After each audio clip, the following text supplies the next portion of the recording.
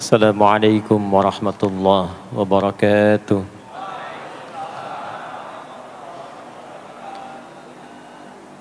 Alhamdulillahilladzi bihamdihi tatimmul barakat wa bifadlihi tatimmus salihat. Assalatu wassalamu ala rasulillahilladzi bisalawatihi tatimmus syafa'at.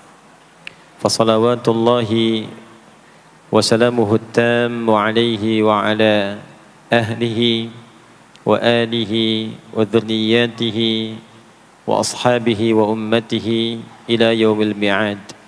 Amma ba'd. Faya ahbaballahi wa ahbaba rasulihi sallallahu alaihi wasallam, usi nafsi wa iyyakum bitaqwallahi faqad fazal muttaqun. فلا تموتن إلا وأنتم مسلمون. فقال تعالى: يا أيها الذين آمنوا اتقوا الله حق تقاته ولا تموتن إلا وأنتم مسلمون. Yang kami hormati para asatidzah, para ulama, keluarga besar di pengurus Masjid Raya Pondok Indah, baik di yayasan, di masjid, dan semua yang terlibat dalam kemakmuran masjid ini, semoga senantiasa diberkahi dan diberikan kemuliaan oleh Allah Subhanahu wa taala. Tidak disebutkan sifat pemakmur masjid di dalam Al-Qur'an kecuali dengan sifat-sifat yang terbatas. Karena ayatnya pun dibuka dengan adatul hasri, huruf pembatas. Ditemukan di Quran surah ke-9 At-Taubah di ayat yang ke-18. Innama ya'muru masajidallahi. Jika ada ayat Al-Quran dibuka dengan kata innama, adatul hasri, huruf pembatas, maka hukumnya hanya berlaku atau terbatas pada yang disebutkan di ayat saja, tidak keluar dari situ. Saya beri contoh bandingan dulu. Zakat itu dikeluarkan dan disalurkan hanya untuk 8 golongan. Tidak boleh keluar dari 8 golongan itu. Kenapa tidak boleh di luar 8 golongan itu? Karena ayat pengeluaran zakat dibuka dengan kata innama. Quran surah 9 At-Taubah di ayat ke-60. Innamas sadaqatu. Zakat itu hanya boleh dikeluarkan untuk golongan berikut. Jadi di luar golongan itu tidak menerima zakat. Nanti ada skema lain seperti infak, sedekah umum dan sebagainya. Ayat pemakmur masjid dibuka dengan kata innama, memberikan kesan bahwa tidak setiap orang memiliki satu kecenderungan, satu nikmat, satu keinginan untuk berkontribusi memakmurkan masjid. Di dalam bidang apapun, program atau tahapan apapun. Ada yang bertugas mengelola, ada yang bertugas untuk membangun, ada yang bertugas mensupport kegiatan, ada yang bertugas untuk bisa berkontribusi di aspek-aspek lainnya. Nah, semua itu kata Allah adalah kalangan terbatas. Jadi kalau Allah sudah berikan satu spesialisasi tersendiri dan dinilai oleh Allah sebagai golongan yang spesial, maka manfaatkan status itu sebelum nanti bertukar atau selesai tugasnya dan kembali kepada Allah insyaallah dalam kemuliaan. Man amana billahi wal yaumil akhir.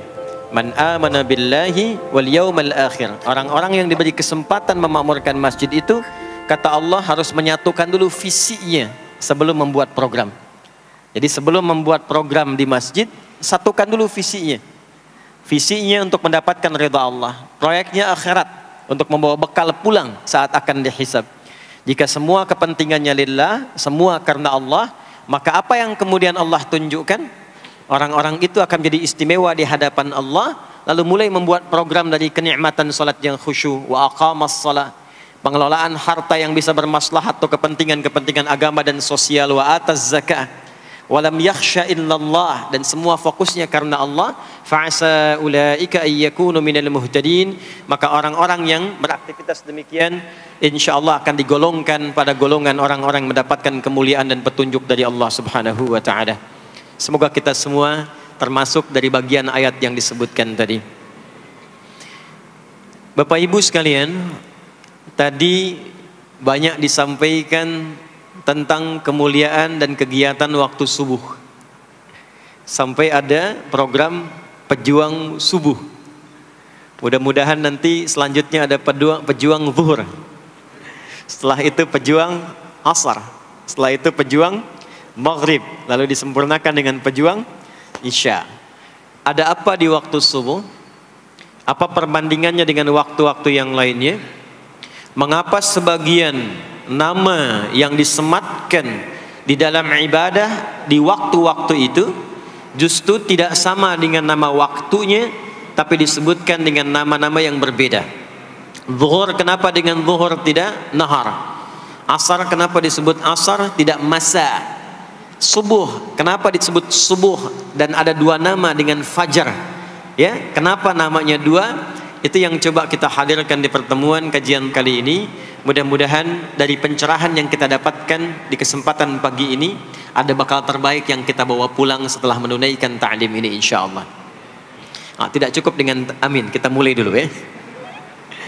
Bismillahirrahmanirrahim. Kita mulai Quran surah ke-17 Al-Isra di ayat ke-78. Bismillahirrahmanirrahim.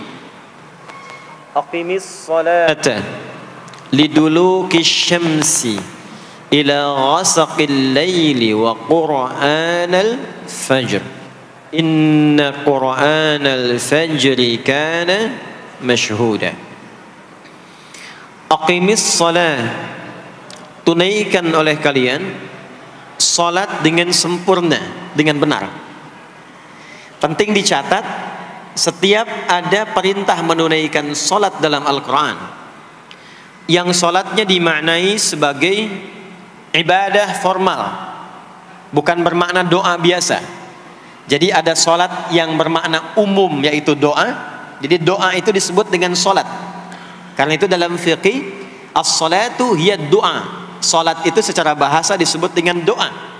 Karena isi dari semua salat itu bacaannya semuanya doa. Tapi kalau ada salat yang dimaksudkan ibadah yang kita tunaikan dimulai dengan takbir, berniat kita, ditutup dengan salam, maka salat yang dimaksudkan ini itu seringkali di Quran kalimatnya dibuka dengan derivasi kata aqama yuqimu. Kalimat salat pertama di Quran Al-Baqarah ayat 3. Alladzina yu'minuna bil ghaibi wa yuqimunas shalah. Al-Baqarah ayat ke-43. Wa aqimus shalah wa atuz zakah. Selalu menggunakan aqama, yuqimu, yuqimuna, aqimi dan seterusnya. Termasuk di Quran surah ke-17 Al-Isra ayat 78. Aqimis salata, menggunakan kata aqim. Apa itu aqim? Aqama, yuqimu, yuqimuna, aqim itu artinya menunaikan dengan sempurna, sesuai dengan ketentuan yang diberlakukan, tegak sempurna. Jadi ketika Allah meminta kita menunaikan salat, salat yang diinginkan itu kata Allah bukan salat biasa saja, bukan sekadar bertakbir kemudian ditutup dengan salam. Ada ketentuannya, ada aturan-aturannya. Karena itu ketika Allah meminta kita menunaikan salat, setelah menggunakan kata aqim, aqimu, yuqimuna, kalimat salatnya menggunakan alif lam. Kalau Bapak Ibu cek silakan, rata-rata ada alif lamnya. Ya, tidak berdiri sendiri. Alladzina yu'minuna bil ghaibi wa yuqimunas shalah, ada alif lamnya. Wa aqimus shalah wa atuz zakah. Wasta'inu bis sabri was shalah, ada alif lamnya. Nah, alif lam itu diantara fungsinya dalam bahasa Arab, ada yang berfungsi sebagai ta'rif. Ta'rif itu seperti artikel the dalam bahasa Inggris. Ya, car itu banyak di luar, mobil. There are so many cars outside. Itu banyak sekali kendaraan di luar. Tapi kalau kita katakan the car, ya, yang ini bukan yang lain. As-shalah, kenapa menggunakan alif lam? Memberikan kesan yang diinginkan itu salat yang sesuai aturannya, salat yang sesuai dengan ketentuannya. Karena itu di era Nabi SAW Boleh dicatat nanti hadisnya riwayat Muslim, nomor hadis 397. Yang meriwayatkan nanti sahabat Abu Hurairah radhiyallahu taala anhu, pelaku yang mengalami ini namanya Khalad bin Rafi' Az-Zuraiqi. Dikisahkan datang seorang sahabat ya Nabi sallallahu alaihi wasallam, kemudian dakhala ila al-Masjid Nabawi, kemudian masuk ke Masjid Nabi, fa shala bi jambin Nabi sallallahu alaihi wasallam. Maka ia salat di samping Nabi sallallahu alaihi wasallam, wan nabiyyu fi nahiyatin ukhra min al-masjid. Sedangkan Nabi di sisi yang lain di masjid itu. Kalau diilustrasikan, dia masuk ke masjid, kemudian Nabi di satu sisi yang lain. Kemudian dia salat. Kemudian ketika dia selesai, falamma sallama yaminan wa shamala, thumma atan nabiyya sallallahu alaihi wasallam. Ketika dia salam ke kanan dan ke kiri, lalu mendatangi Nabi sallallahu alaihi wasallam. Faqala, dia berkata, "Assalamu alayka ya Rasulullah." Ya, "Assalamu alayka ya Rasulullah." Kata Nabi, "Wa alaikassalam wa rahmatullah. Irji' shalli fa innaka lam tusalli." Kata Nabi, "Wa alaikassalam wa rahmatullah." Kamu salat lagi karena engkau belum salat. Padahal sudah salam. Fa'ada salatahu, kemudian dia mengulang salatnya. Thumma atan nabiyya, dia datang lagi ke Nabi SAW. Dia berkata, "Assalamu alayka ya Rasulullah." Dijawab dengan jawaban yang sama. Kata Nabi, "Wa alaikassalam wa rahmatullah. Irji' salli fa innaka lam tusalli." Kamu balik lagi salat karena engkau belum salat. Padahal sudah salam. Maka dia melakukan itu sampai 3 kali. Sampai dia berkata, "Ya Rasulullah, ma uhsinu ghairah." Ya Rasulullah, ini yang bisa saya kerjakan. Kalau ada yang kurang, alimni, mohon ajarkan saya bagaimana sholat yang sesuai aturan yang benar itu. Maka diajarkanlah oleh Nabi, bahkan sejak wudu. Idza qumta ila shalah.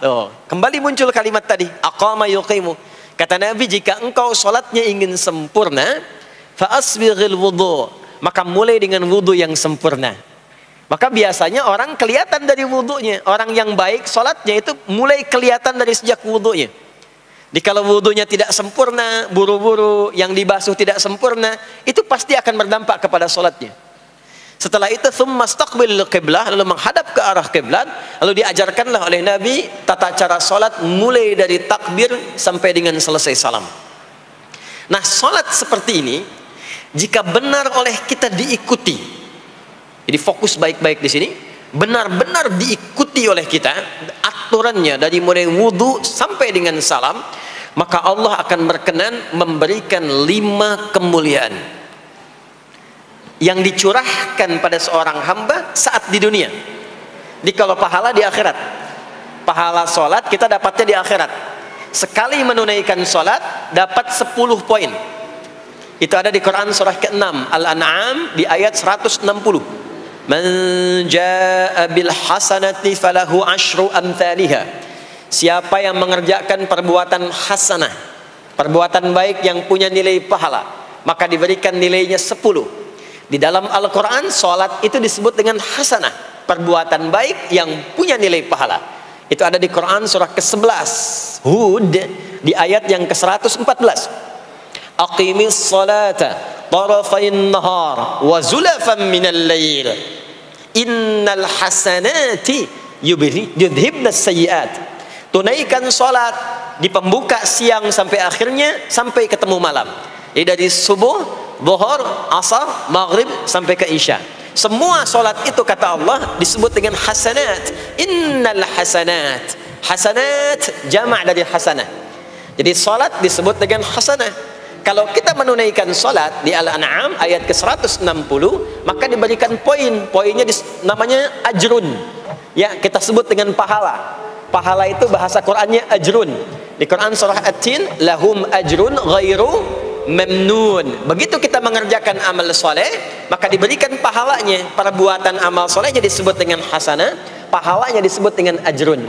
10 itu ngitungnya bukan begini, bukan 1, 2, 3, 4, itu terlalu sedikit.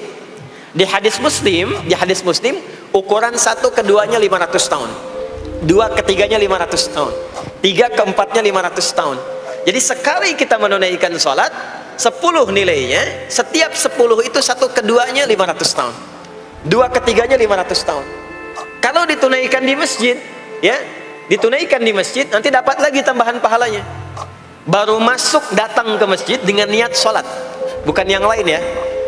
Kan ada orang yang kadang ke masjid niatnya tidak sempurna ibadah, mungkin janjian ketemu teman, ya, akhi, bro, ketemuan yuk, ya. Di mana? Di Pondok Indah aja, sambil sholat zuhur. Sambil sholat zuhur, jadi sholatnya sambil, ya, nyambi itu, ya. Substansinya mau ketemu kan, agenda intinya ketemuan sambil sholat zuhur. Nah, kalau kita niatkan mutlak untuk ibadah, apapun itu, mau sholat, mau baca Quran, mau i'tikaf, itu baru datang, baru menginjakkan masjid, masuk dengan kaki kanan, baru datang, itu sudah dicatatkan 25 kebaikan. Belum apa-ngapain. Jarak satu keduanya tadi 500 tahun, dua ketiga 500 tahun. Kalau dilakukan sholatnya berjamaah, maka dapat tambahan 27, kalikan 27. Sudah dapat 10, 10 kali 27 berapa tuh? Ya, 270. Setiap satunya kalikan 500 tahun. Maka sholat di masjid itu bukan main-main. Itu kelihatannya nanti dua. Saat sakaratul maut, pahala itu ditampakkan. Jadi pahala itu bukan sekarang. Pahala itu saat kita pulang. Nanti begitu akan meninggal, ditampakkan itu. Ya, pahala yang telah kita kerjakan itu dalam bentuk amal yang diridhoi oleh Allah. Makanya orang-orang yang rajin beramal saleh, ya, hasanahnya banyak, itu hidupnya tenang. Karena dia merasa tenang, jiwanya pun tenang. Ketika pulang pun dia berada dalam ketenangan. Itu yang menjadikan dia kadang senyum. Ada orang yang akan meninggal itu senyum. Ya, sedang baca Quran, ada yang sedang duduk, ada yang sedang ngaji, ada yang sedang sholat. Saking tenangnya, panggilannya pun tenang. Quran surah 89 ayat ke-27 sampai ayat 30. Ya ayyatuhan nafsul mutmainnah, hei jiwa-jiwa yang tenang, irji'i ila rabbiki radiyatan mardiyah, cepat pulang, aku sudah ridha dengan amalmu, engkau pun akan ridha dengan pemberianku. Fadkhuli fi ibadi, masuk golongan hambaku. Ibad itu jama' dari kata abdun. Abdun itu adalah nama bagi hamba yang senantiasa memperbanyak ibadah. Ketika dia ibadah punya hasanat, maka dikonfirmasi saat pulangnya, ditampakkan hasanatnya, ditampakkan hasil pahalanya. Itu yang menjadikan, pernah dengar Sayyidah Asyah, Siti Asyah? Siapa beliau? Istrinya Fir'aun kan? Ya, kan ada kisah viral dalam Al-Quran. Ketika beliau akan dieksekusi oleh Fir'aun, la'natullahi alaihi, Fir'aun itu akan mengadab, akan menghukum istrinya sendiri, Sayyidah Asyah. Ketika akan disiksa dan sudah diikat dalam tiang itu, akan disiksa, maka beliau berdoa, Siti Asyah itu, dan doanya diviralkan di Al-Quran. Rabbi bennili indaka baitan fil jannah wa najjini min fir'auna wa amali. Ya Allah, aku telah berislam, mempertahankan akidahku saat ini sampai dengan sekarang. Maka mohon ya Allah, berikan kepadaku anugerah di surga nanti, bangunkan satu istana di surga, dan selamatkan aku dari buruknya siksa Firaun, sehingga menjadi tanda bagi orang-orang yang akan beriman bahwa beriman itu menyenangkan. Maka apa yang terjadi? Saat sakaratul maut itu ditampakkanlah oleh Allah istana di surganya, maka dia tersenyum. Dalam senyum itu Firaun kan gak ada imannya, jadi gak ada koneksinya. Maka mulai menghardik, kata Firaun, ini perempuan mau dieksekusi kok malah senyum.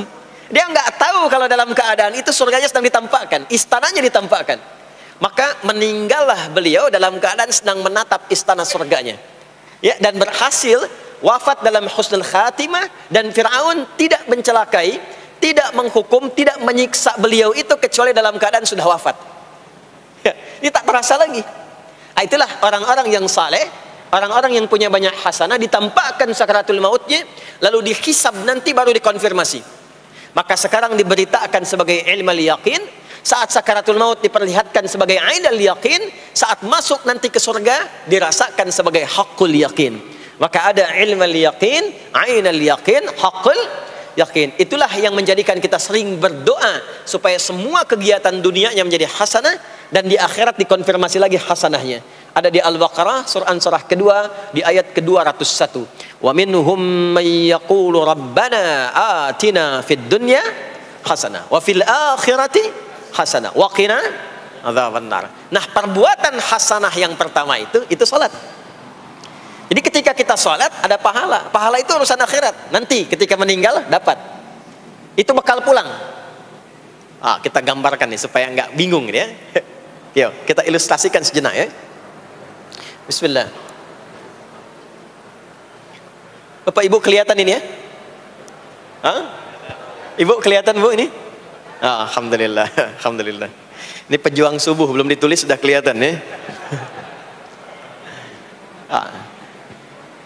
Alam itu kan yang kita tinggali, kita rasakan, dan nanti yang kita yakini ada 3 kan. Ini sering saya sampaikan belakangan ini di beberapa kesempatan. 1, sekarang ada yang disebut dengan ardun, al-ard, yang kita terjemahkan dengan bumi tempat kita tinggal. Sekarang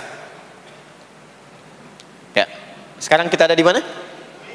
Di Masjid Pondok Indah ya. Bagian dari bumi. Ini di bumi. Sifatnya disebut dengan dunia. Jadi dunia itu asalnya bukan nama alamnya, tapi lebih kepada sifatnya. Ya, dunia. Dari kata dana, yadnu, dunuwan, wa dunyaan. Artinya sesuatu yang cepat, sesuatu yang fana, sesuatu yang rusak, yang hilang. Jadi semua sifat kehidupan kita di tempat ini itu berlangsung cepat. Ya, kayaknya baru kemarin ketemu, sekarang sudah ketemu lagi. Kayaknya baru kemarin kenalan teman SD, sekarang sudah saling punya cucu. Ya? Dan semua sifatnya rusak. Ini gelas kalau didiamkan, besok-besok kotor, rusak. Baju kalau didiamkan nggak diapa-apain, rusak. Ya, kendaraan kalau didiamkan semewah-mewahnya nggak diapa-apain, rusak. Itulah dunia. Kenapa diperkenalkan viral dunianya dibandingkan dengan bumi dan ardunnya?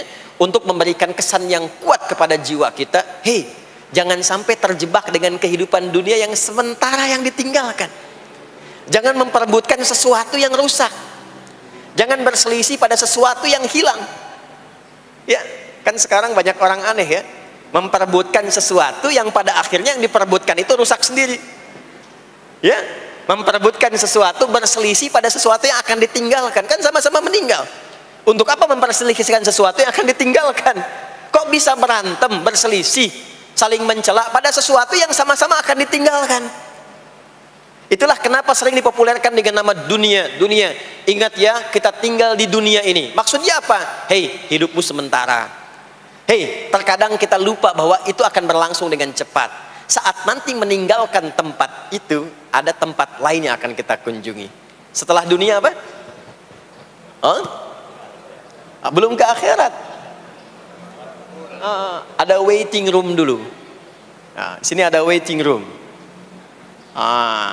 Tempat nunggu sementara sebelum nanti ke alam yang ketiga. Namanya disebut dengan kubur. Afala ya'lamu idza bu'thira ma fil kubur. Surah apa itu? Surah Al-Adiyat, surah ke-100 di ayat yang ke-9. Namanya kubur. Sifatnya disebut dengan barzakh. Ya, alamnya barzakh. Bainahuma barzakhul la yabghiyan. Barzakh itu pemisah. Bukan alam yang sesungguhnya berkehidupan, bukan. Sementara aja pemisah dari alam yang lain. Jadi sekat yang tak nampak sekatnya, tapi memisahkan dua yang berbeda, itu disebut barzakh.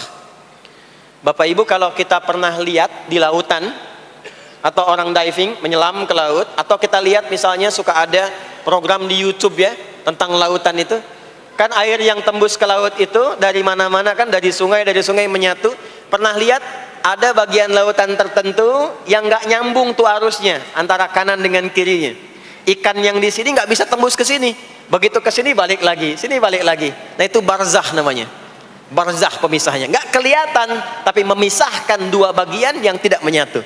Bainahuma barzakhul la yabghiyan. Alam ini kenapa disebut barzakh? Karena dia memisahkan antara kehidupan di bumi dengan sifat dunia dengan kehidupan di alam yang ketiga, namanya akhirat.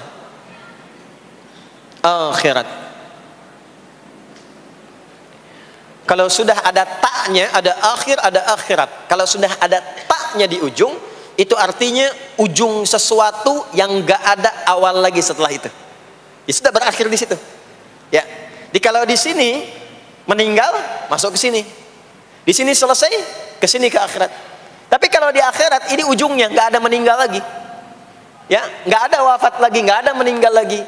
Jadi nggak usah update status kalau di sini, statusnya akan abadi. Kalau di sini masih berpindah-pindah, ya, mau status apapun dunia akan ditinggalkan. Begitu selesai pindah ke sini. Di sini mulai sama, yang pejabat, yang pengusaha, pebisnis, ya, yang diplomat, yang macam-macam sampai ke sini mulai sama, almarhum.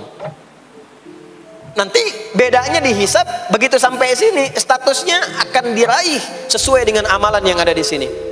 Nah, mohon izin, mohon maaf, kalau di sini yang semua kita kerjakan, aktivitas kita disebut dengan amal, pekerjaan kita yang melahirkan bekal itu, ya, maka tuntutannya cuma satu, amal saleh. Pastikan semua amal perbuatan yang kita kerjakan soleh. Soleh itu artinya dipandang baik oleh Allah, singkatnya begitu.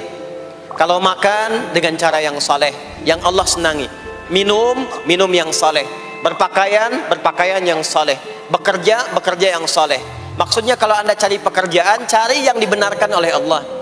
Jangan bekerja dengan korupsi, jangan bekerja dengan cara menyogok, jangan bekerja dengan mempopulerkan riba misalnya. Kalau makan yang soleh, jangan makan yang haram, jangan makan hasil dari pencurian, itu namanya soleh. Kalau kita kerjakan semua aktivitas kita, pekerjaan semuanya soleh, maka tadi dia akan punya nilai. Nilai itu yang disebut dengan hasanah. Ya. Hasanah ini punya poinnya yang disebut dengan ajrun, yang kita kenal dengan pahala, yang tadi saya terangkan. Nah ini hasanah, ajrun, hasanah ini yang ikut ke alam kubur nanti. Yang ininya tidak amalnya. Contoh gampangnya begini, saya tunjukkan. Ini ada minuman. Ya.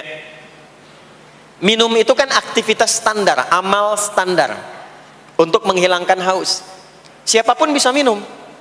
Mau yang beriman, mau yang belum beriman. Saya sering katakan belum beriman dengan harapan sama-sama beriman sebelum wafat. Ya, itu adabnya. Maka bagaimana cara minum ini supaya menjadi soleh? Kata Nabi di hadis Al-Bukhari, perhatikan, idza quddimat ta'amu, kalau hidangan disajikan, mau makanan mau minuman, khudh bi yaminika ma yalik, ambil dengan tangan kananmu, thumma sammillah aw iqra bismillahirrahmanirrahim. Maka sebelum diminum ucapkan bismillahirrahmanirrahim. Maka kalimat bismillahirrahmanirrahim itu yang akan menjadikan aktivitas minum menjadi hasanah.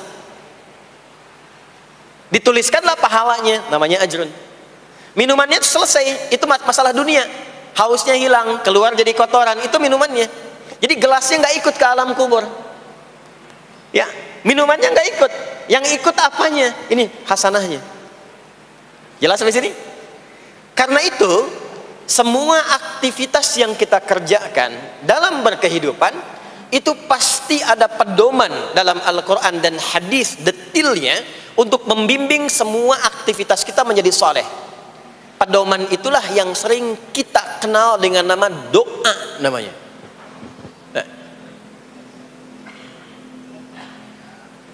Silahkan Bapak Ibu cek, tidak ada satupun di dalam Islam aktivitas yang dikerjakan kecuali bersanding dengan doa di dalamnya.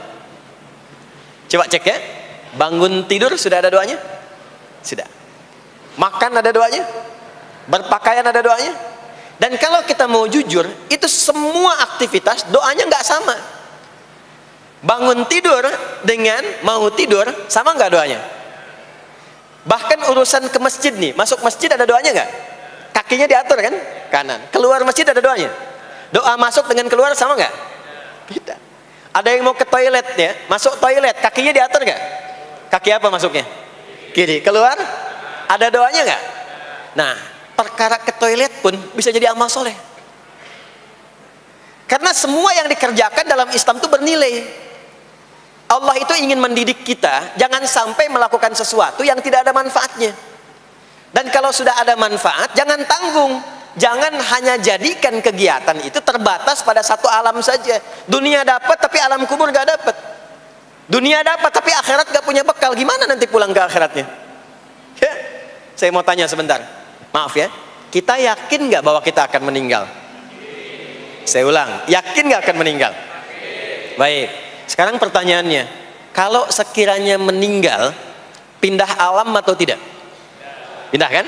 Makanya diumumkan di Masjid Raya Pondok Indah, Inna lillahi wa inna ilaihi rajiun. Telah meninggal dunia, telah meninggalkan dunia. Artinya keluar dari sini. Sekarang kita pakai hukum dunia sebentar. Biasanya begini, kalau orang pindah tempat, walaupun ada di satu alam, itu pasti butuh bekal. Dan kadang bekalnya nggak sama. Contoh, nanti Ramadan, setelah itu masuk Idul Fitri. Biasanya ada mudik ya. Mungkin nggak mudik kalau nggak ada bekal?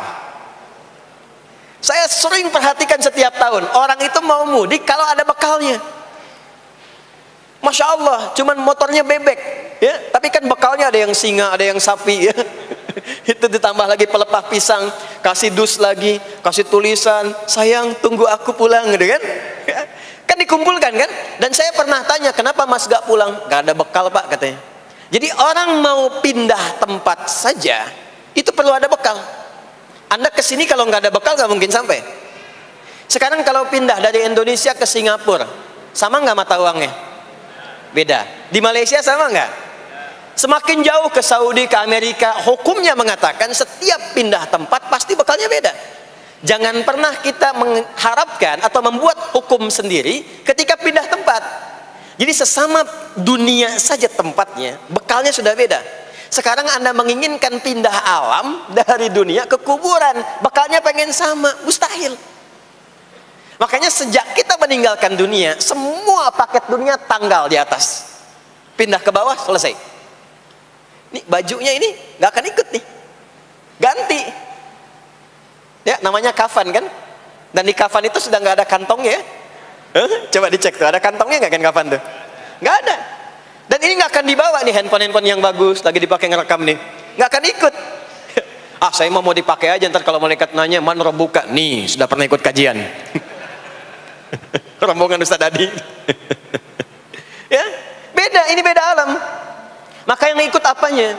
Yang ikut tuh hasanahnya, value-nya, nilai kebaikannya. Ini yang kita yakini, ini yang kita imani. Jadi mumpung masih ada kehidupan, perbanyak.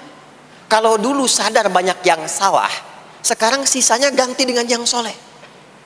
Kalau sudah diperlihatkan, sekarang kan banyak yang viral di YouTube, dilihat, didengar oleh telinga kita, disimak oleh kita, orang meninggal sedang sholat, orang meninggal setelah menjadi pemulung kebaikan, orang meninggal dalam keadaan baca Quran, diperlihatkan di mata kita. Kok bisa buka YouTube yang keluar di beranda itu? Itu kan hidayah. Jadi kalau sudah ditampakkan di depan mata, ya, didengar oleh kita, terlihat langsung, maka yang disadari salah yang dulu ganti dengan yang soleh sekarang. Kalau tidak kita lakukan, maka rugi kita saat pulang. Ini yang dimaksud surah ke-103. Wal asr. Innal insana lafi khusr illa alladhina amanu wa amilus salihat, amal saleh. Nah, ini nanti yang dibawa pulang ke sini. Ya, sini. Nah, bagaimana melatih supaya semua kegiatan kita itu jadi soleh? Gimana latihannya? Karena nggak mudah untuk melakukan itu. Belum tentu bangun itu langsung soleh, itu belum tentu. Belum tentu kita makan itu mendapatkan sumber yang benar, dengan cara yang benar. Bagaimana melatihnya? Maka Allah berikan kepada kita waktu-waktu khusus untuk berlatih diri tersambung dengan Allah, yang dengan ketersambungan itu akan menjaga kita di semua keadaan, baik berdiri, jalan, duduk, kerja di kantor, tidur, rebahan. Sekarang banyak kaum rebahaners, ya, tiduran, itu dipastikan kalau tersambung dengan Allah, terkoneksi, semuanya soleh. Karena kalau ingat, ya saya duduk ingat Allah. Kalau ingat di pekerjaan ingat Allah, mustahil kita bisa menuliskan sesuatu yang Allah tidak sukai. Tambahin nolnya, ya, bikin paraf, tanda tangan pada proyek yang tidak benar, mustahil. Karena ketika sedang tanda tangan ingat Allah. Ya. Nah, dalam bahasa Arab, sesuatu yang tersambung dengan kuat, sehingga selalu menempel dan sulit terpisahkan, itu bahasa Arabnya disebut dengan silah. Dari wasala yasilu silah. Ibadah yang melatih kita untuk terus tersambung sehingga ingat pada Allah di setiap keadaan, yang dengan ingat itu menjadikan otomatis amal perbuatan kita ingin dipastikan diridhai dan disukai oleh Allah sehingga berubah menjadi soleh. Ibadah yang melatih kita untuk mendapatkan itu disebut dengan solat namanya. Solat. Makanya solat disebut solat bukan hanya mengandung unsur doa, tapi latihan yang Allah berikan kepada kita untuk mengoneksikan diri kita sehingga dalam semua kegiatan kita ingat Allah. Itu yang dimaksud di Quran surah keempat An-Nisa di ayat ke-103. Ya. Fa idza qadaitumus salata, maka jika Anda telah tuntas mengerjakan salat, fadhkurullah. Ciri orang yang berhasil salatnya adalah dia mampu mengoneksikan dirinya dengan Allah. Makanya kalau sudah selesai salat, kita sudah ingat Allah. Nah, kalau belum ingat Allah, diminta coba ingat lagi. Selesai salat, jangan buru-buru meninggalkan tempat kita salat. Ingat dulu, sambungkan dulu, sehingga saat keluar dari tempat kita salat sudah ingat Allah. Bahasa Arabnya mengingat Allah itu disebut dengan zikir, zikrullah. Karena itu salat disebut dengan zikir. Buka Quran surah ke-20 Thaha ayat ke-14. Saya nggak akan keluar dari Quran hadis sehingga nggak bisa didebat. Nggak bisa didebat. Anda nggak bisa debat karena ini bukan pikiran, karena ini Quran dan hadis. Quran surah ke-20 Thaha ayat ke-14. Innani anallahu la ilaha illa ana fa'budni wa aqimis salata lidzikri. Salat disebut dengan zikir. Zikir itu artinya ingat. Makanya tadi saya katakan di awal, salat itu melatih kita supaya ingat Allah. Karena itu ketika kita salam, assalamualaikum warahmatullahi wabarakatuh, assalamualaikum warahmatullahi wabarakatuh, belum ingat kita kepada Allah, maka diminta zikir pasca salat. Setelah salat ada zikir kan? Dan zikir pertamanya apa? Hadis Muslim, astaghfirullah, astaghfirullah, astaghfirullah. Itu yang paling singkat. Kalau mau agak panjang, astaghfirullahalazim, alladzi la ilaha illa huwal hayyul qayyum wa atubu ilaihi. Kenapa istighfar? Karena kita memohon ampun kepada Allah kalau dalam sholat tadi belum nyambung sama Allah. Karena ada orang yang saat sholat bukan ingat Allah, dia masih ingat dunia. Padahal dari sejak awal sholat sudah diminta buang urusan dunia ke belakang. Makanya kita bertakbir, itu ada kitabnya. Asrarus shalah, nadharat fi ma'anis shalah. Ketika Anda mulai bertakbir, takbir begini, Allahu Akbar. Kenapa mengangkat tangan gini salah satunya? Di antara maknanya, buang urusan dunia ke belakang. Pasrahkan dirimu kepada Allah. Kalau sholatnya ingin khusyuk, jangan bawa urusan dunia ke dalam sholat. Buang. Yang menjadikan seseorang kurang khusyuk begitu takbir, dunia masih dibawa. Lisannya berucap Allahu Akbar, tapi pikirannya motor hu akbar, mobil hu akbar, ya kan? Status tuh belum diupdate hu akbar, ya, miss call belum dibalas hu akbar. Itu bermasalah. Sehingga mudah dikerjai setan. Ada setan namanya khanzab di Sunan Abu Daud. Saat seseorang mulai bertakbir, kata Nabi, fayaqulu syaitanu, di situ setan mulai beraksi. Sebelum takbir kita dibikin fokus. Anda silahkan praktekkan. Kalau mau sholat rasanya fokus. Tapi mulai bertakbir Allahu Akbar, setan mulai beraksi, kata Nabi. Udhkur kada, udhkur kada. Ingat ini, ingat itu. Hatta la yash'ural musalli kamrak'atan yusalli. Sampai ada orang sholat yang tidak sadar berapa rakaat sedang menunaikan sholatnya. Subuh berapa rakaat tadi? 2 diucapkan, tapi ketika dipraktekkan ada yang 3. Ada yang 1. Ya, ada yang begitu. Ada, tapi di hati saya gitu ya. Nah ini. Makanya setelah kita sholat, salam, assalamualaikum, assalamualaikum, itu kita mencoba menyempurnakan dengan apa? Istighfar dulu. Kalau tadi ada yang belum tersambung. Setelah itu apa? Kita sambungkan Allahumma antas salam, subhanallah, alhamdulillah, Allahu Akbar. Makanya dilatih 33 kali. Sekali belum nyambung, 2 kali. 2 kali belum nyambung, 3 kali. 3 kali belum ingat, 4 kali. Masa iya sih sampai 33 kali belum ingat juga? Bapak nama siapa? Joni. Siapa Pak? Joni. Siapa Pak? Joni. Siapa Pak? Apa enggak dengar saya Joni? Itu baru 3 kali. Ini kita 33 kali menyebutkan subhanallah. Masa enggak nyambung juga? Alhamdulillah 33 kali. Masa enggak syukur juga? Dilatih. Kalau sudah terkoneksi, inilah dia. Fadhkurullaha qiyama. Bangun dari sholat, bangkit, selesai sholat, mau kerja, mau kemanapun, ingat Allah. Jadi nggak ada istilahnya keluar masjid tertukar sendal, tuh nggak ada. Ada di sini yang tertukar sendal? Banyak. Insya Allah tidak ya. Kalau ingat Allah tuh nggak mungkin tertukar. Jadi begitu Anda akan menggunakan, yang punya orang lain sadar tuh, astagfirullah, Allah mengawasi, bukan punya saya walaupun mirip. Ya, walaupun mirip. Ya, pakai yang punya kita, itu akan diarahkan. Tapi kalau nggak ingat ada yang mengawasi, nggak ingat ada yang lihat, nggak ingat akan dihisab. Mana ya tadi? Oh, ini dia, masya Allah, lupa saya. Pakai masya Allah lah gitu. Dia pakai yang paling bagus tuh. Pulang dia, padahal dia ke masjid tuh nggak pakai sendal. Pekerjaan juga begitu, nggak akan sembarangan ngambil yang bukan haknya, ngerjakan proyek yang tidak benar. Demi Allah, kalau di Indonesia ini muslinya benar semua sholatnya, makmur. Wah, para polisi itu tenang tugasnya gitu, ya. Tentara juga nyaman, di pekerjaan tuh nggak usah ada CCTV, ya, nggak usah ada e-tilang, nggak usah ada kamera di jalan, kan? Ah, ini karena kenapa? Latihannya nggak maksimal. Ini pentingnya sholat tuh itu. Jadi semua menjadi amal soleh, semua jadi amal soleh. Begitu ingat Allah, maka berdiri ingat Allah, jalan ingat Allah, duduk ingat Allah, berbaring pun ingat Allah. Kalau sudah ingat Allah, pasti disebut nama Allah. Ini yang dimaksud hadis Nabi. Qala Rasulullah sallallahu alaihi wasallam, kullu amrin dhi balin la yubda'u fihi bi bismillahirrahmanirrahim fahuwa abtar. Setiap perbuatan yang baik yang dibenarkan oleh hati setiap hamba, lalu diikutkan bismillahirrahmanirrahim. Enggak mungkin orang nyebut bismillahirrahmanirrahim kalau enggak ingat Allah. Minum, bismillahirrahmanirrahim. Makan, bismillahirrahmanirrahim. Bekerja, bismillahirrahmanirrahim. Itu ketika dikerjakan langsung jadi hasanah. 10 poin. Ada pahalanya.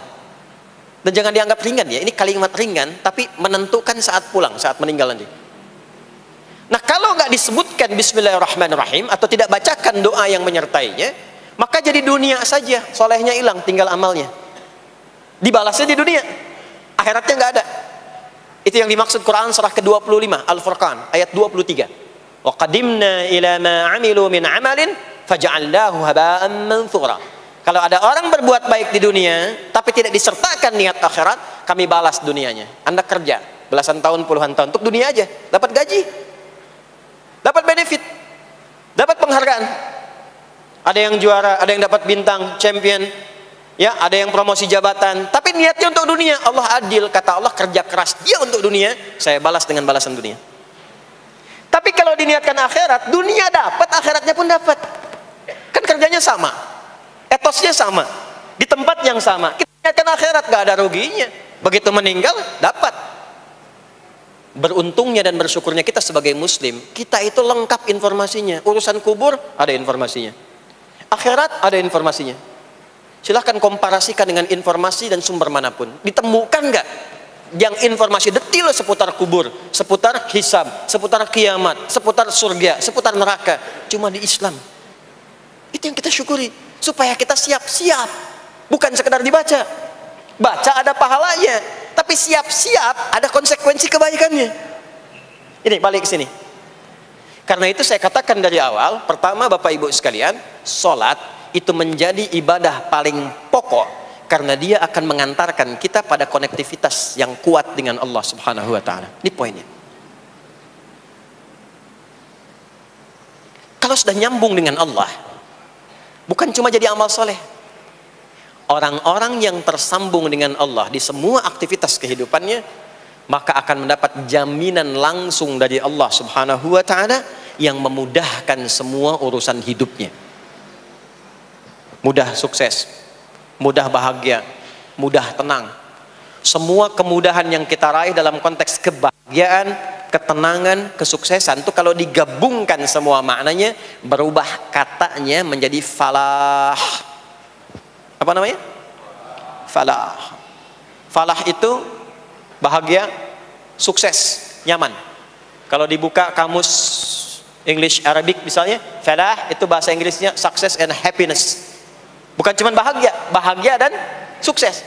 Bukan cuma sukses, karena ada orang sukses belum tentu bahagia. Saya sering tanya yang ini nih, dan biasanya para ibu yang juara menjawabnya itu. Ya, pilih mana? Kaya tapi gelisah, atau miskin tapi tenang? Miskin tapi tenang. Sukses tapi gelisah, Ya, atau miskin tapi tenang. Sukses tapi tenang, ya. Sukses dan bahagia. Nah, sukses dan bahagia itu bahasa Arabnya falah. Ini poinnya.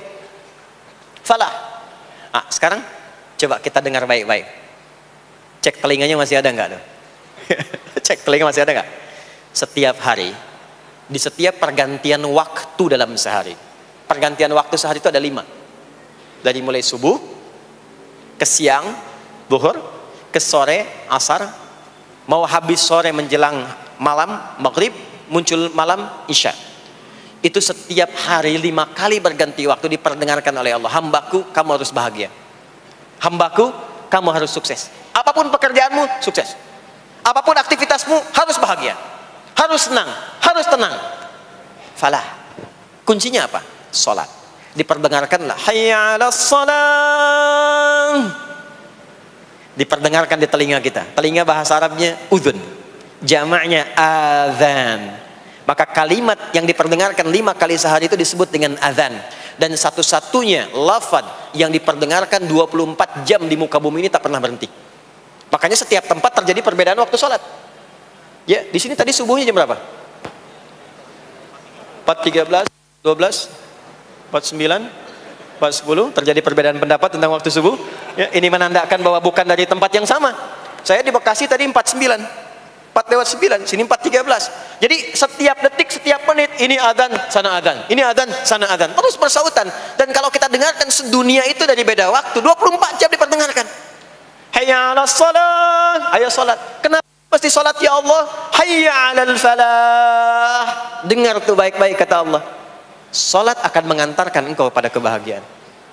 Salat mendekatkan engkau pada kesuksesan. Salat mengantarkan engkau pada kedamaian. Makanya kalau orang salat pasti tenang hatinya. Kalau nggak percaya silakan. Salat itu diantara manfaatnya mendatangkan ketenangan. Salat mendatangkan kesuksesan. Karena itu salat bukan hanya ibadah yang diwajibkan pada umatnya Nabi Muhammad SAW saja, tidak. Semua nabi dan rasul yang pernah bertugas di bumi itu semuanya salat dan meminta umatnya salat.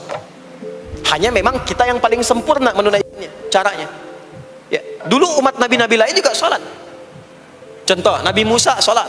Nanti diviralkan di Quran surah ke-20 Thaha ayat 14.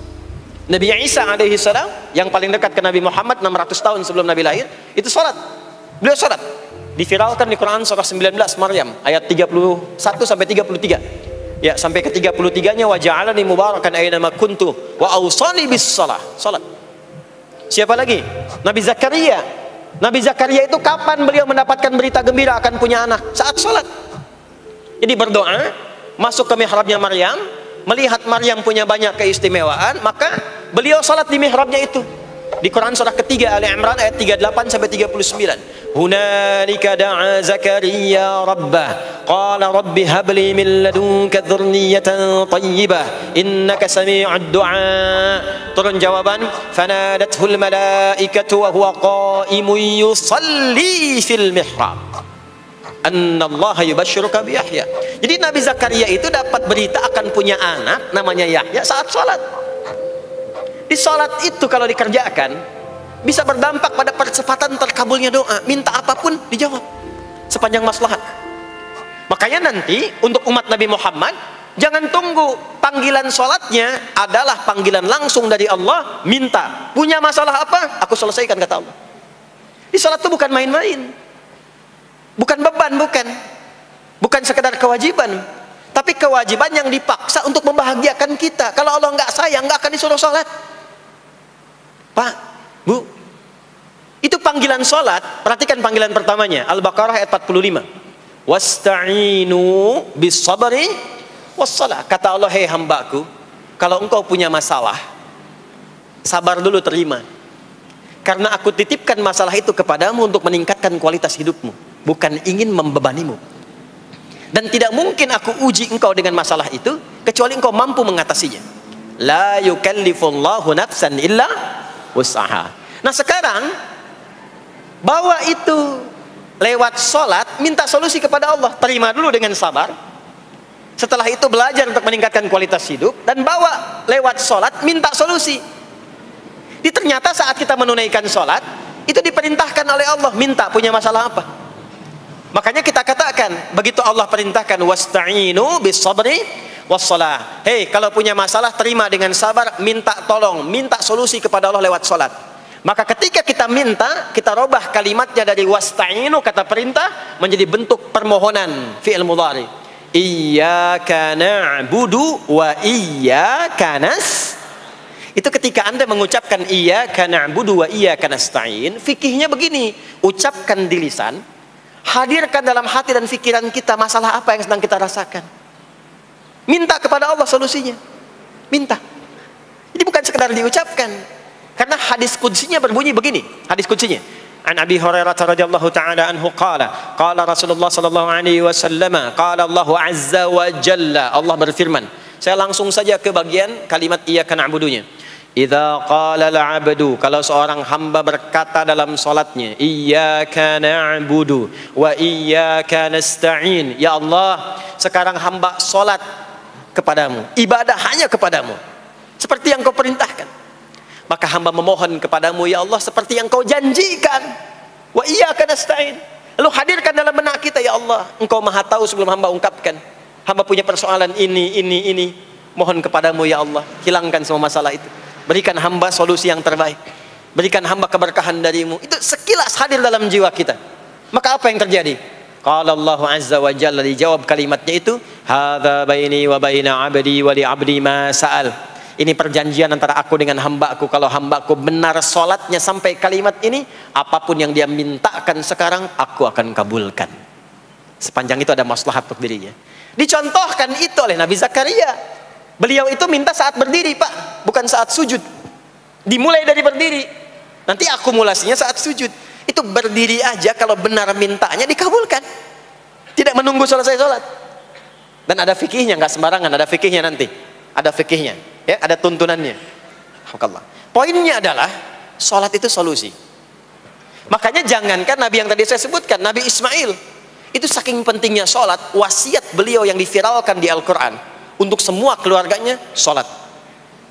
Ada di Quran surah 19 Maryam ayat 55. Wa kana ya'muru ahlahu bis salah. Kata Allah, dan tercatat Ismail itu pernah berwasiat meminta semua keluarganya, hei, sholat. Jadi kalau kita mau urut sampai ke atas, semua sholat.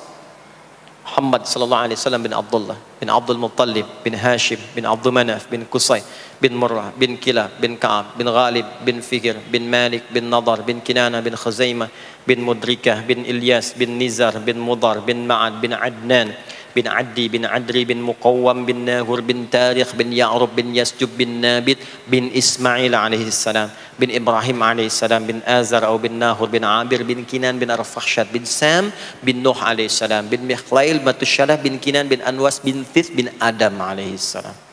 Semua salat. Coba ulangi itu. Semua salat. Para nabi salat, para rasul salat. Anda bukan nabi, bukan rasul, nggak mau sholat dan pengen mudah hidupnya, pengen masuk surga Firdaus lagi, Anda sehat. Jadi ini pentingnya sholat itu bukan cuma kewajiban, tapi diwajibkan, dipaksa dengan wajib itu supaya bahagia, supaya falah. Makanya kalau ada panggilan azan, cara memahaminya ini falah. Oh, ini solusi saya di sini nih, kebahagiaan saya ada di sini, kesuksesan saya ada di sini. Ya, makanya ketika dipanggil oleh muadzin, hayya 'alas shalah, labbaik, siap saya. Di sini. Ini poinnya. Nah, saya sambungkan kembali, ya. Ketika seseorang dilatih lewat salat dan sudah mulai tersambung dengan Allah Subhanahu wa taala, maksudnya ingat Allah, tertatalah semua aktivitasnya. Maka berubahlah lewat salat ini, lewat latihan ini, semua kegiatannya berubah, didorong menjadi amal soleh. Karena itu, setiap orang yang sholatnya benar, yang pertama dianugerahkan oleh Allah kepada orang sholat itu bukan dunia, tapi perubahan perilakunya menjadi lebih baik. Jadi bukan kaya dulu, ya. Abdurrahman bin Auf tuh hijrah masuk Islam, dilatih sholat, malah hartanya hilang semua dirampas. Tapi setelah itu jadi apa? Jadi orang paling kaya, ya. Abu Bakar As-Siddiq, Utsman bin Affan, Umar bin Khattab. Pertama kali masuk Islam kan latihannya sholat. Apakah langsung kaya? Jadi pemimpin? Jadi diplomat? Amr bin As bisa ekspedisi dari Afrika Utara sampai ke Syam? Tidak. Yang diberikan apa? Perubahan perilaku dulu.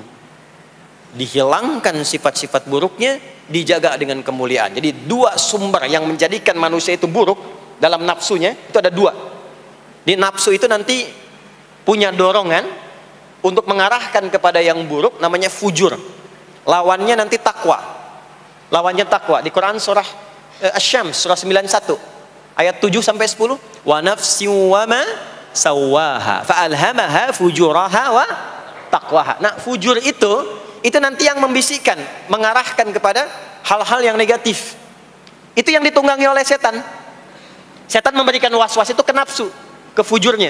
Alladzi yuwaswisu fi sudur. Di dalam sudur ada qalbu, di dalam qalbu ada nafas, di dalam nafas ada fujur. Fujur itu yang digoda. Maka keluarlah kemudian dua hal. Yang pertama ada yang disebut dengan fahsya. Fahsya itu dorongan dari syahwat untuk berbuat yang menyimpang. Pornografi, porno aksi, LGBT, kata-kata jorok, itu fahsya. Fahsya. Nanti temannya adalah mungkar. Mungkar itu keburukan yang diingkari, ditolak oleh hati, sumbernya nafsu perut dan akal. Mencuri itu mungkar, merampok itu mungkar, korupsi, membunuh, menipu itu mungkar. Jadi sumber keburukan itu cuma dua. Kalau bukan fahsya itu mungkar. Orang yang sholatnya benar, maka parameternya itu, ukuran pertama kali dia dapatkan adalah ditutupnya oleh Allah, dijaganya oleh Allah keadaan nafsunya, sehingga dia tidak dikontrol oleh perbuatan fahsya dan mungkarnya. Maka aktiflah sinyal takwanya. Takwa itu lawan nafsu. Makanya nanti kaitan takwa dengan nafsu sama-sama disebutkan. Nafsu 115 kali, takwa yang terkait fungsi nafsu 115 kali. Takwa digembosi, ya, awas, diwaswasi oleh setan, setan disebutkan 88 kali. Takwa disupport oleh malaikat. Malaikat di Quran disebutkan 88 kali. Ini bukan ilmu tak-atik, hitung sendiri aja kalau mau. Itu menarik tuh. Karena sama, kalau Anda mendengar suara adzan kan ada bisikan kan? Cepat, sudah adzan, siap-siap. Itu malaikat tuh. Tapi begitu selesai adzan, la ilaha illallah, tenang, baru adzan, belum qomat. Itu setan.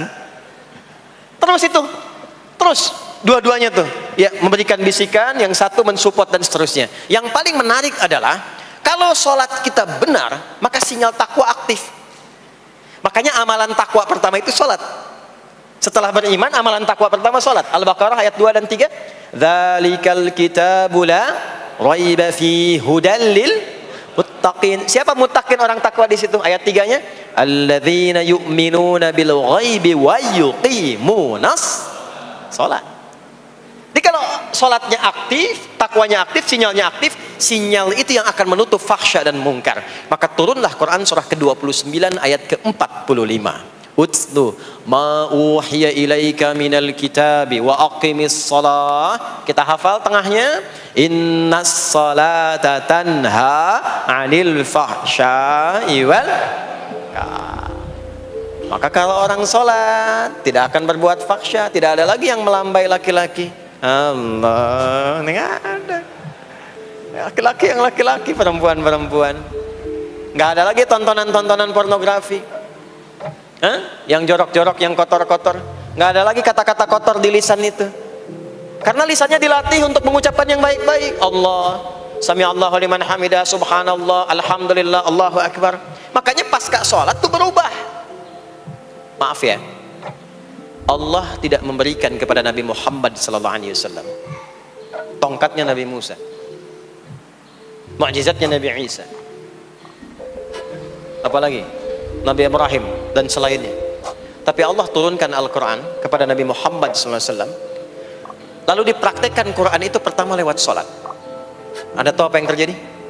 Nabi Muhammad itu diutus oleh Allah dalam lingkup masyarakat yang sangat terbelakang dan hatam kriminal. Jadi kriminalnya bukan dikerjakan, hatam.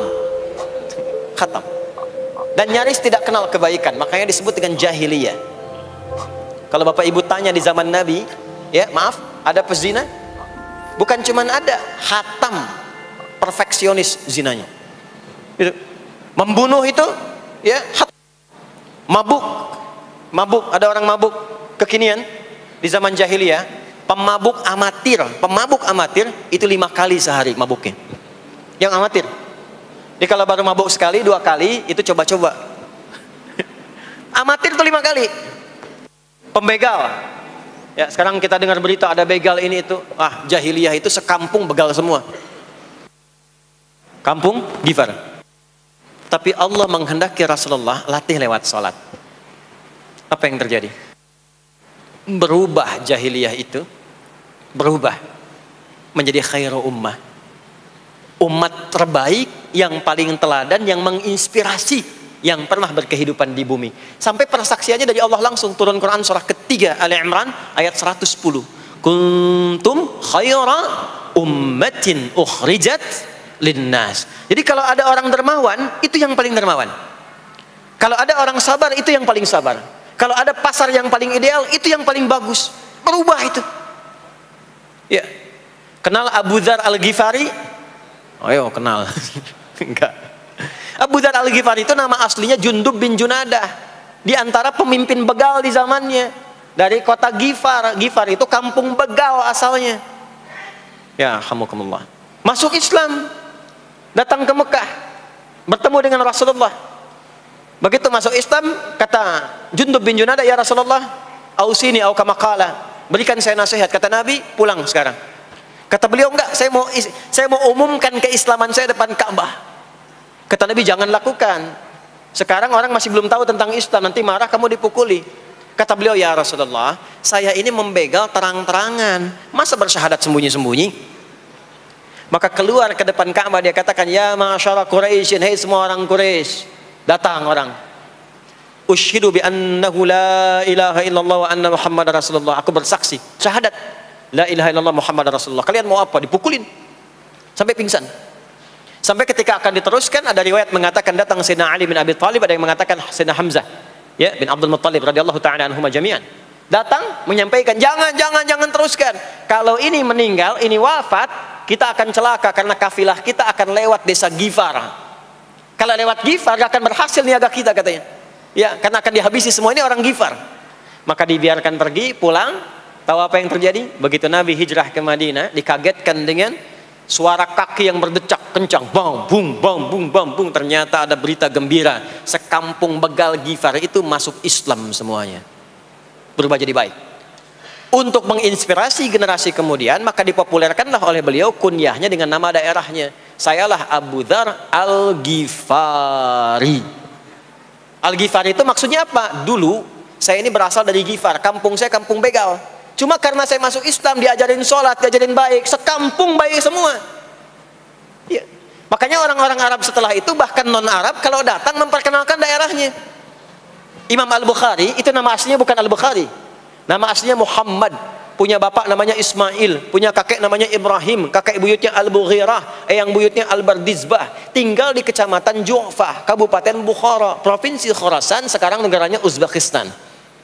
Karena berasal dari Bukhara, datanglah beliau kemudian ke Arab, sekarang ke Jazirah, ke Mekah, ke Madinah, memperkenalkan, saya bukan orang Arab, saya dari Bukhara.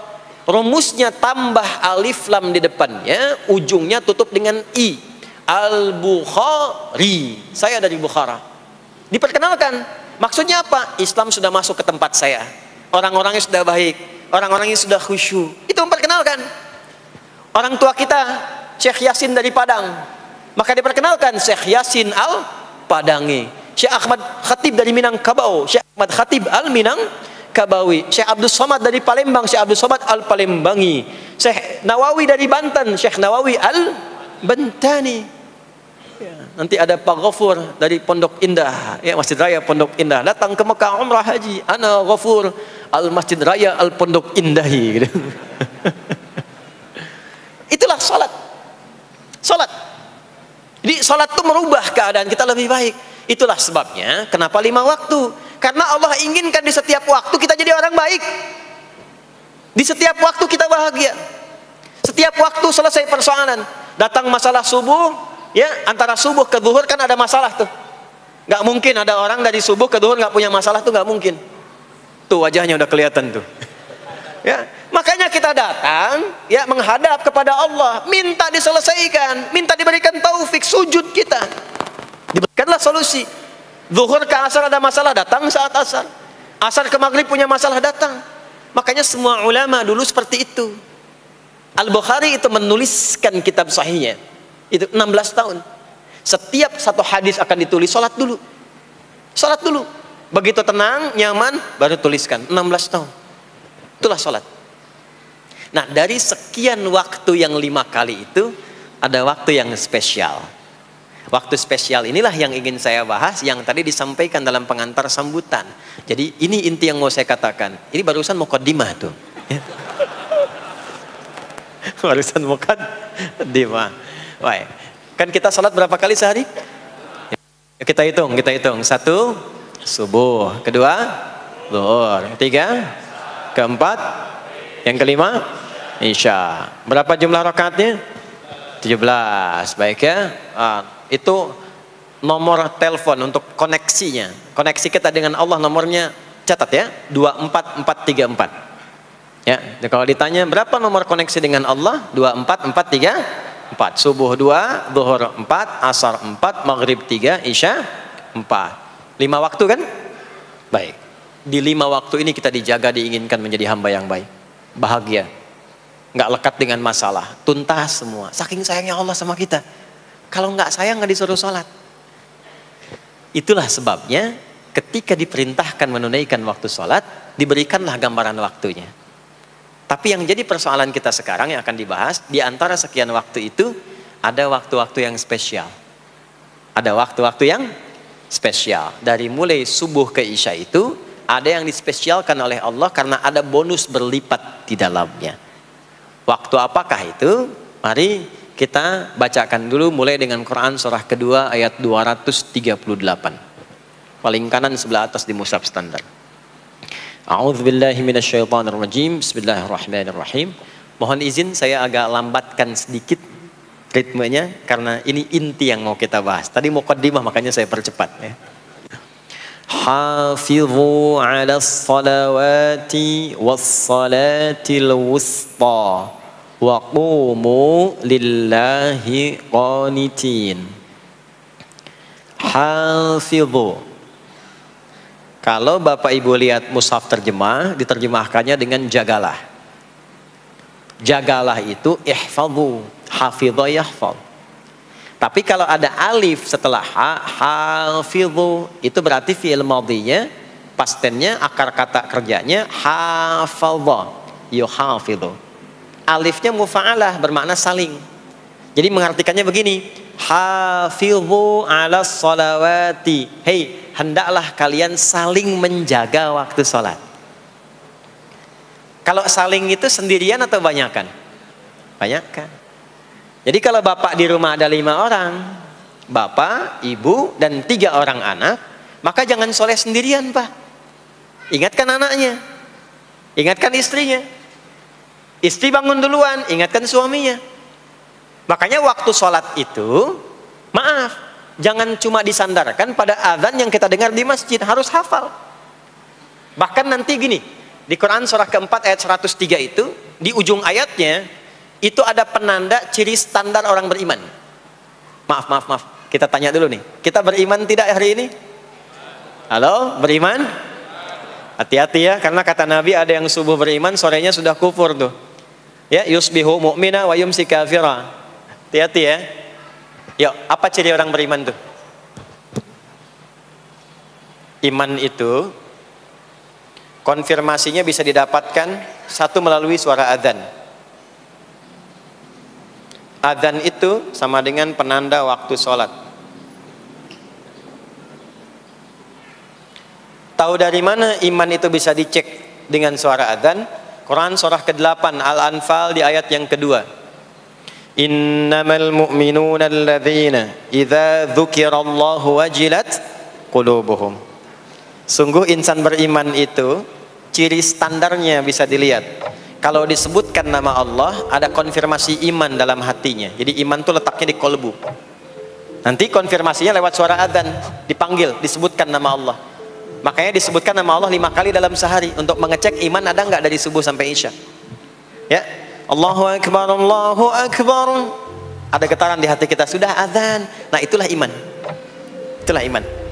Makanya orang yang punya iman dengan yang belum punya iman akan beda getarannya. Ini hanya dimiliki oleh orang yang punya iman saja. Yang belum punya iman nggak bisa, nggak punya itu. Allahu Akbar, Allahu Akbar. Surah apaan nih? Toanya kencang banget, ya. Tapi kalau orang beriman, Allahu Akbar, Allahu Akbar, ya Allah sudah adzan. Itu konfirmasi itu. Nanti semakin tinggi imannya, bahkan ada yang orang sudah menunggu sebelum tiba waktunya. Tadi subuh jam 4:13 di sini. Ada yang nunggu dari jam 3, padahal belum dipanggil. Ya, masya Allah. Di Bekasi 4:09. Allahu Akbar, Allahu Akbar. Azan. Ingat dia. Nah, itu ciri beriman. Cuman imannya standar. Jadi bukan iman yang kuat. Standar. Kuat belum, lemah tidak. Allahu Akbar, Allahu Akbar. Jam 4:09. Jam 3 sudah bangun. Nunggu itu. Iman yang kuat. Masya Allah. Ada yang baru subuh dan nunggu isya. Tunggu. Kuat. Ada yang sudah qomat, sudah la ilaha illallah, belum kepanggil, dipanggil 4:09, dia baru bangun jam 9:04.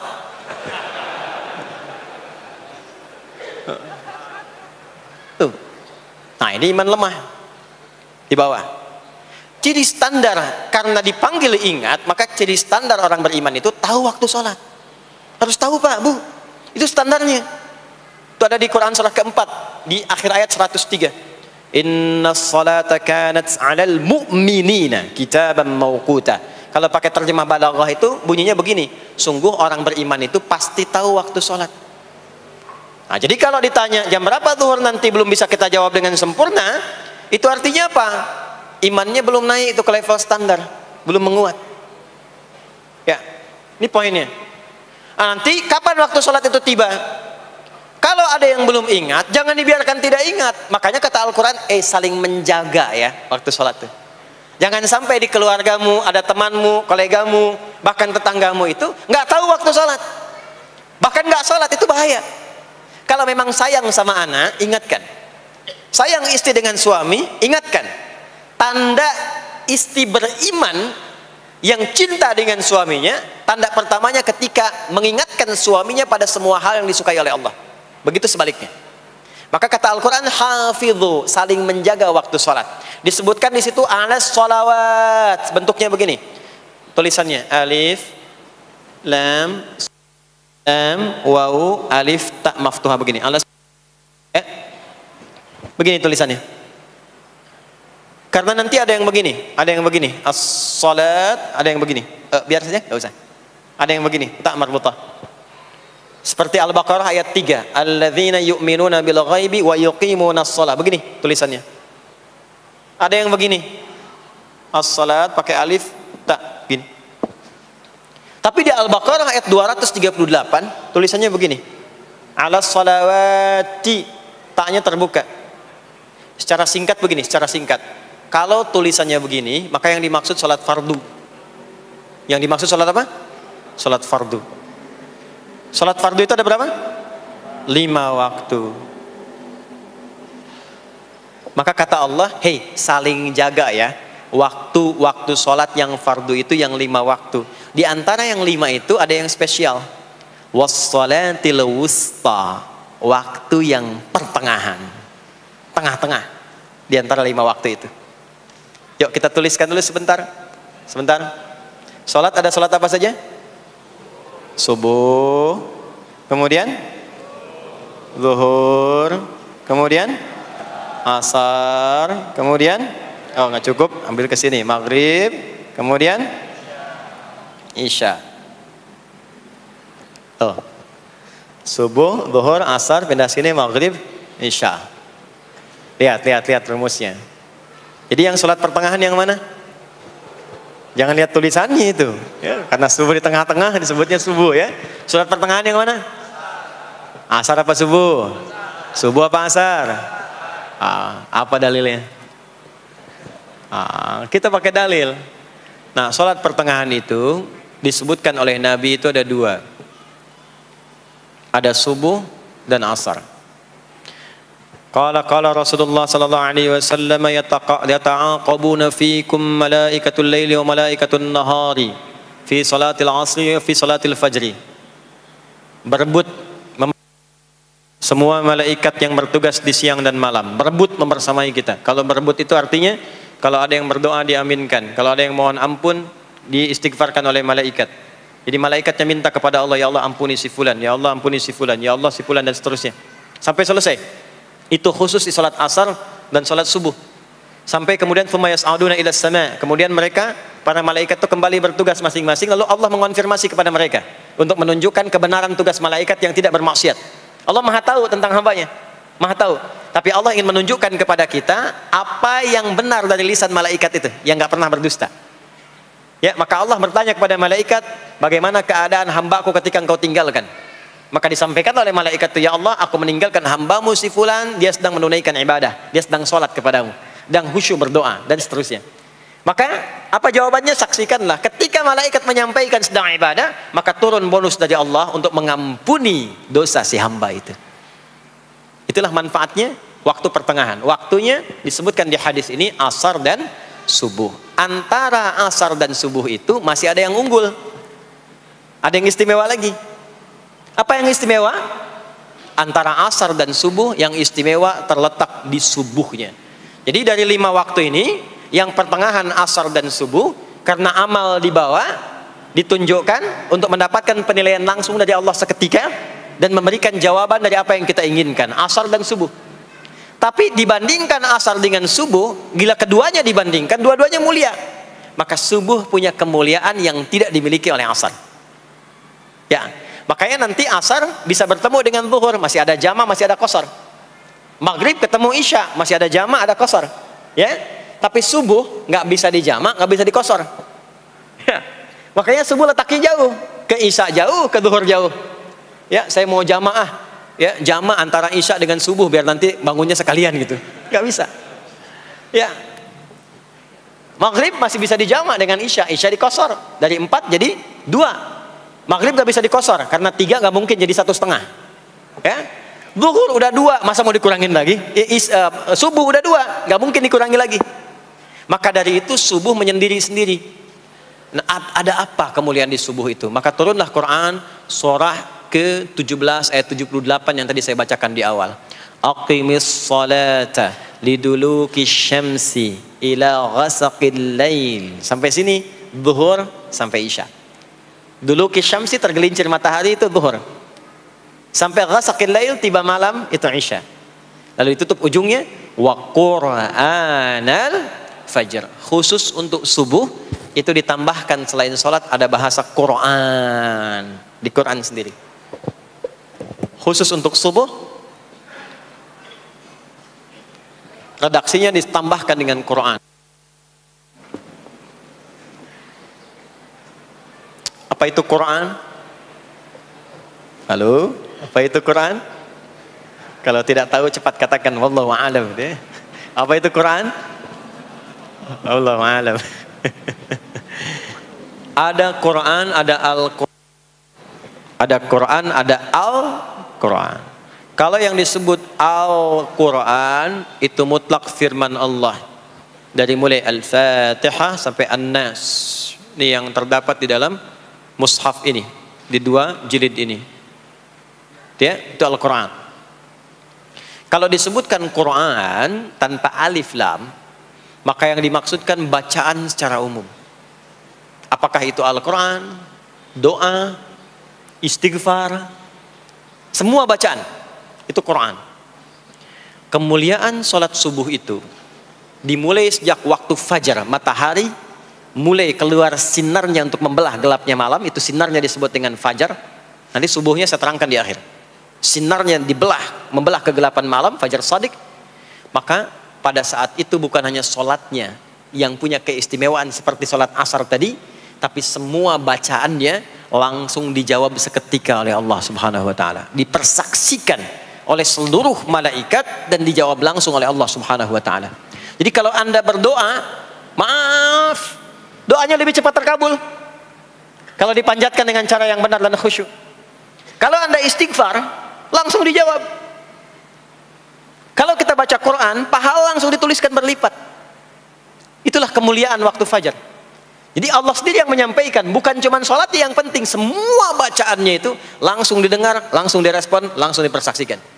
Karena itu ada anjuran bahkan dari Al-Quran, dan ini dikerjakan oleh semua sahabat, saking pentingnya sholat subuh itu, waktu fajar itu, bahkan mereka bangun dan menunggu sebelum tiba fajar.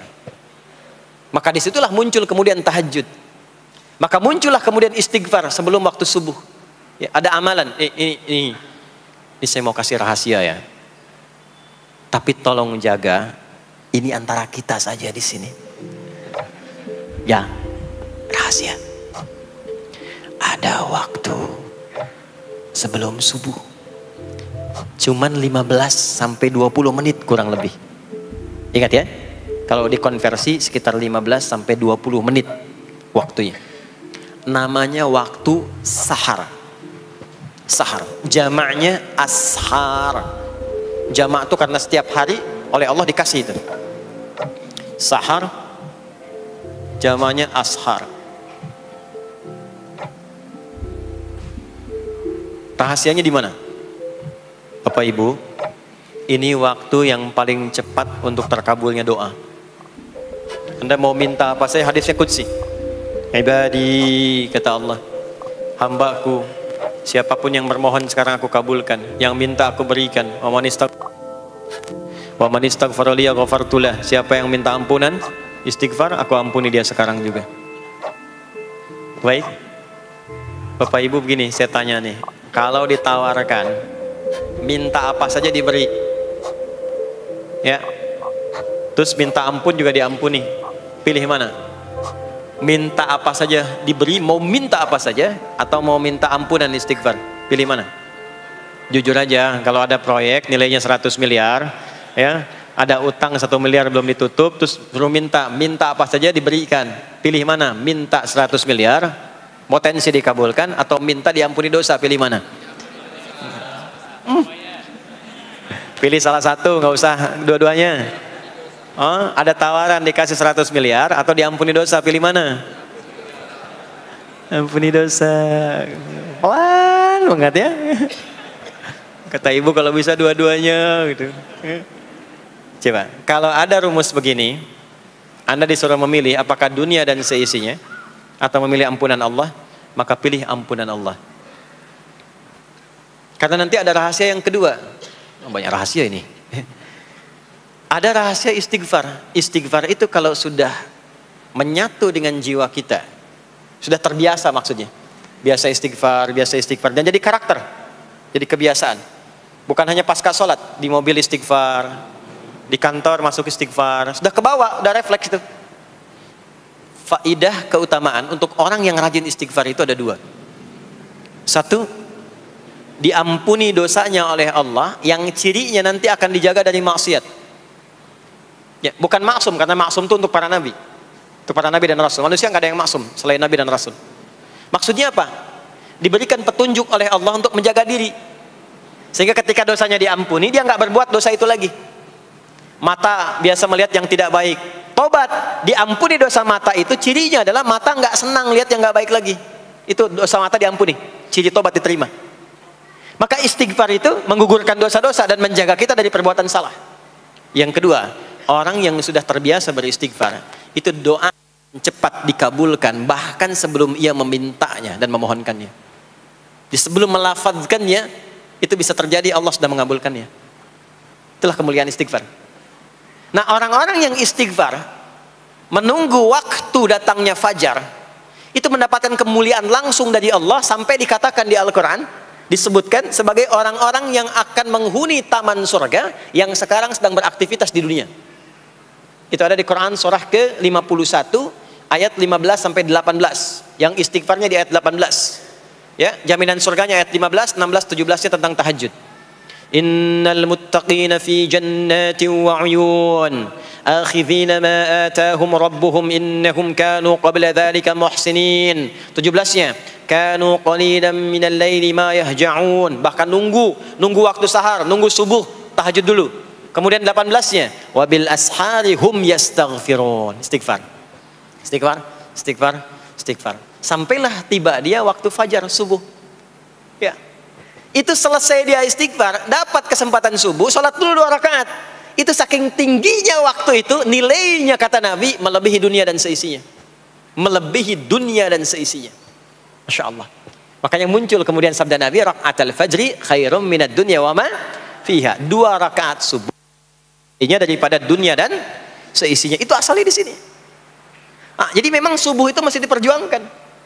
Dan subuh itu generatornya, kalau subuh sudah bisa konsisten, yang lainnya ikut. Subuh itu kalau sudah konsisten, subuh ke masjid, jamaah subuh, jamaah bangun tahajud, istiqamah, istighfar. Itu kalau subuhnya sudah bagus, yang lainnya ikut. Ya. Makanya ada kaum yang sekarang sangat khawatir jumlah orang Islam kalau sholat subuh itu seperti sholat Jumat. Sangat takut itu. Ya, ada ini viral kisahnya, viral. Saya nggak ceritakan pun Anda bisa dengar. Ya, jadi ada golongan orang Yahudi yang selalu mengamati jamaah sholat subuh umat Islam. Dan dia melihat, ya, ketika mulai ramai, dia mulai katakan, kenapa Anda selalu mengamati itu? Ya, sebab kami lihat kalau jumlah jamaah subuhnya sudah seperti sholat Jumat, itulah kemakmuran, kebangkitan dan kebaikan umat Islam akan tumbuh kembali. Jadi akan berpengaruh kepada yang lainnya. Itulah mudah-mudahan kegiatan perjuangan subuh, ya, ada pejuang subuh baik di Masjid Raya Pondok Indah, di masjid-masjid yang lainnya, memberikan keberkahan kepada kita, dan puncaknya adalah perubahan pada perilaku. Jadi kalau cuma berjuang datang subuh tapi tidak merubah perilaku, ada yang salah dengan itu semua. Ada yang tidak tepat, ada yang belum sempurna. Itu yang bisa kita sampaikan sebagai kajian pembuka kita di kesempatan kali ini. Mudah-mudahan ada manfaat yang bisa kita dapatkan. Kesimpulannya adalah salat adalah inti amalan kita yang bisa merubah alur kehidupan kita dunia dan akhirat. Salat kunci kebahagiaan, salat kunci kesuksesan, salat kunci datangnya rahmat Allah Subhanahu wa taala. 2, Allah meminta kita menunaikan salat 5 kali dalam sehari untuk memudahkan semua urusan kita di setiap waktu dalam sehari itu. Dan yang ketiga, di antara sekian 5 waktu itu ada waktu-waktu yang istimewa, yaitu asar, dan yang paling istimewa adalah subuh ataupun fajar.